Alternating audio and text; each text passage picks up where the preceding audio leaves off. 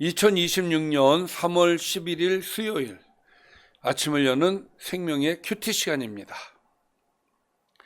오늘 말씀은 마태복음 22장 1절에서 14절 말씀으로 왕의 초대에 합당한 예복을 갖추는 사람이라는 제목으로 함께 말씀을 나누도록 하겠습니다.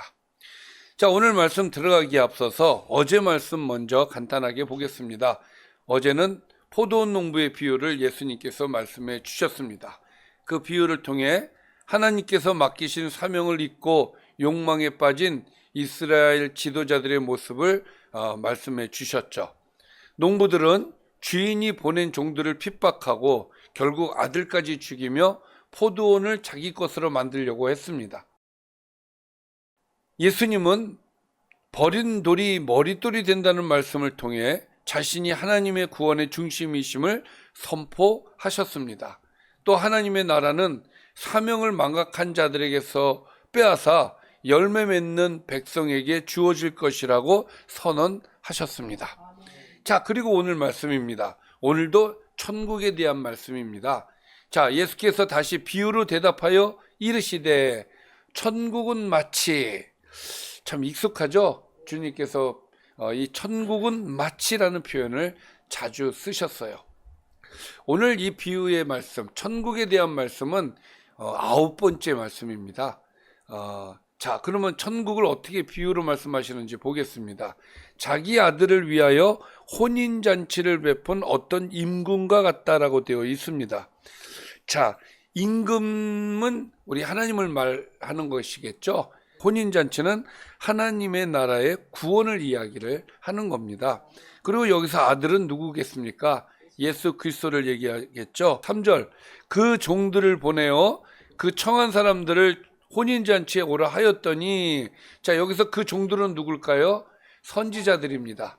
또 청한 사람들은 누굴까요? 네, 유대인들을 얘기하는 겁니다. 자, 유대인들을 선지자들을 통해서 청했다, 이 이야기예요. 자, 그런데 오기를 싫어하였다는 거죠.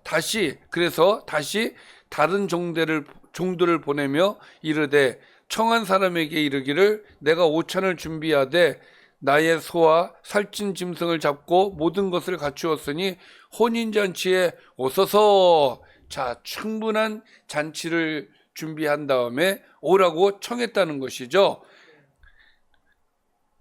그러나 5절 말씀에 보니까 그들이 돌아보지 않고 한 사람은 자기 밭으로 한 사람은 자기 사업으로 갔다는 거예요. 그러니까 이 잔치에는 관심이 없고 어디에만 관심이 있습니까? 자기 일, 그러니까 자기 밭, 자기 사업. 그러니까 다시 말해서 자기 일, 그러니까 세상에서 하는 일들이 더 중요하게 여겨졌다, 그 이야기예요. 그러니까 구원은 거절하면서 세상 일을 중요하게 여긴 것이 문제점이다라고 예수님께서 지적을 해 주시는 것이죠. 그러니까 여기에서 문제는 이들이 어떤 악한 행동을 했기 때문에 문제가 되는 게 아니라 더 중요한 것을 외면했다라는 사실을 지적하고 싶은 거예요.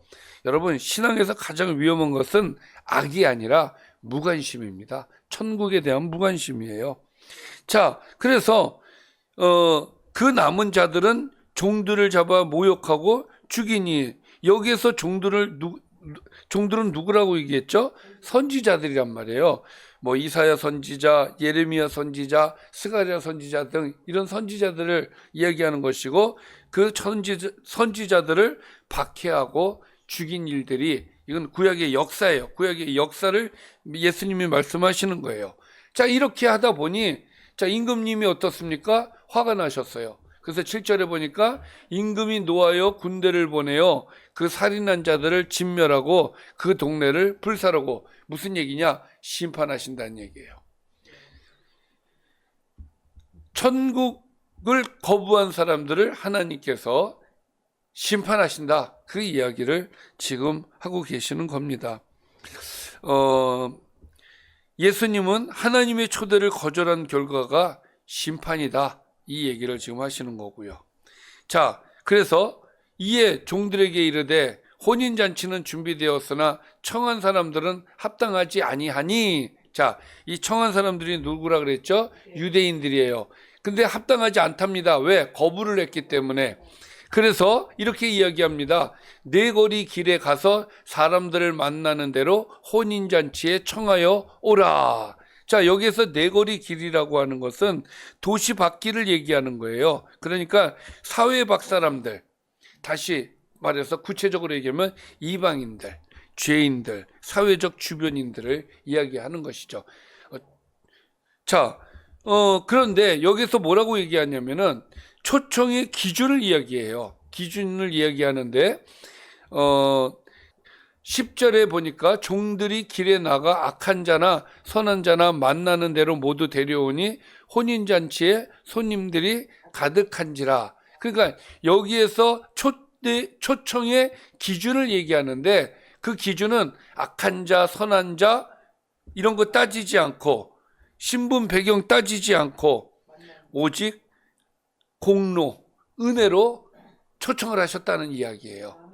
자, 그래서 많은 사람들이 와서 가득하였습니다. 자, 그래서 여기에서 이제 두 번째 이야기가 나오는데 임금이 손님을 보러 들어옵니다. 그런데 거기서 예복을 입지 않은 한 사람을 보았어요.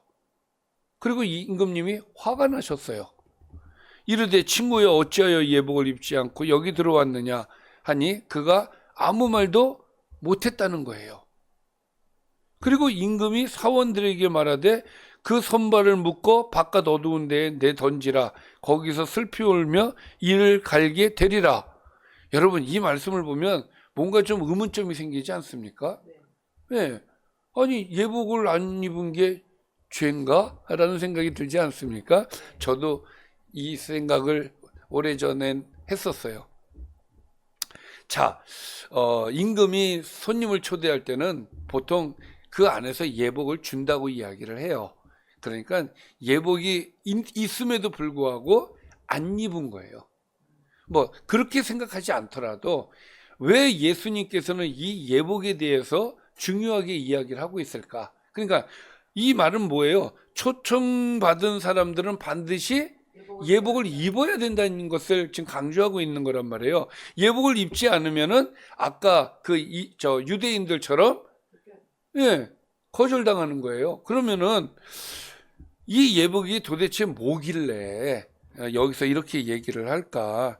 자, 예복은 성경은 옷을 자주 의와 구원의 상징으로 얘기를 해요. 그러니까 여러분, 구원받은 사람은 구원받은 사람들에 맞는 옷을 입어야 된다 이거예요. 그렇죠. 삶을 얘기하는 것이고 열매를 얘기하는 거예요. 그리스도인에 맞는 삶, 그리스도인에 맞는 옷을, 열매를 얘기하는 거란 말이죠. 그런데 초청을 받아서 그리스도인이 되었는데 열매 맺지 않습니다. 그리스도인다운 삶을 살지 않습니다. 그러면 쫓아낸다는 말씀이에요. 여러분, 우리가 잘 알고 있는 것처럼 구원에서 끝나지 않잖아요. 주님께서 구원하신 데서 끝나지 않잖아요. 무엇을 요구하십니까? 우리에게 열매를 계속 강조하셨단 말이에요. 그리스도인으로서 삶의 열매를 계속해서 강조하셨죠. 그러니까 그리스도인은 열매 맺지 않으면 이렇게 쫓김을 당할 수밖에 없다라는 거예요. 그러니까 청함을 받은 사람은 반드시 거기에 걸맞는 옷, 열매를 맺어야 된다는 말씀을 강조하고 있는 거예요. 그래서 14절에 보니까 청함을 받은 자는 많지만 택함을 입은 자는 적다. 어떤 사람이 택함을 받은 사람이냐? 열매 맺는 사람들이 택함 받은 사람이다. 이 얘기인데 정말 이 말씀 보면서 우리 심각하게 이 말씀 생각해야 됩니다. 왜냐하면 지금 이 시대도 똑같아요. 구원받아서 고맙습니다. 이 얘기는 참 많이 해요. 그러나 뭘 안 합니까? 옷을 입으려고 하질 않아요. 옷을 입고 다니려고 하질 않아요. 싫어. 그 옷을 싫어합니다. 그러니 너 왜 옷 안 입었어? 말을 못해. 입어야 되는 거 알면서도 안 입었기 때문에. 그렇기 때문에 임금님이 화가 나서 어떻습니까? 쫓아낸단 말이죠. 그러니까 결국은 앞에 유대인들은 복음을 거절해서 쫓아냈고 이 사람은 복음을 받아들였음에도 불구하고 열매를 맺지 않았기 때문에 쫓김을 당하고, 이 두 가지의 굉장히 중요한 메시지를 오늘 우리에게 주시는 거죠. 천국은 복음을 받은 자들이 들어오는 곳이고 또 예복을 받은 자들이 들어오는 것이다라는 것이 오늘의 말씀이 되겠습니다. 자, 오늘 말씀 정리해 보겠습니다. 예수님은 하나님 나라를 왕이 아들의 혼인잔치를 베푸는 비유로 설명하셨습니다. 먼저 초대받은 사람들은 밥과 사업을 이유로 초대를 거절하고 심지어 종들을 모욕하고 죽였어요. 그래서 왕은 길거리의 사람들을 모두 초대하여 잔치를 채우게 하였지만 예복을 입지 않은 한 사람은 쫓겨났습니다.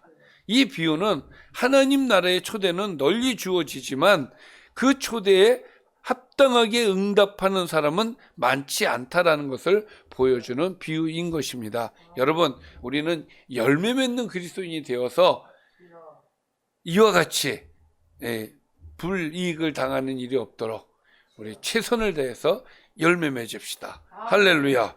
기도하겠습니다. 살아계신 하나님, 우리에게 구원의 은혜를 주셔서 감사합니다. 구원받은 사람으로서 합당한 열매를 맺는 삶이 되게 하여 주시옵소서. 예수님의 이름으로 기도드리옵나이다. 아멘.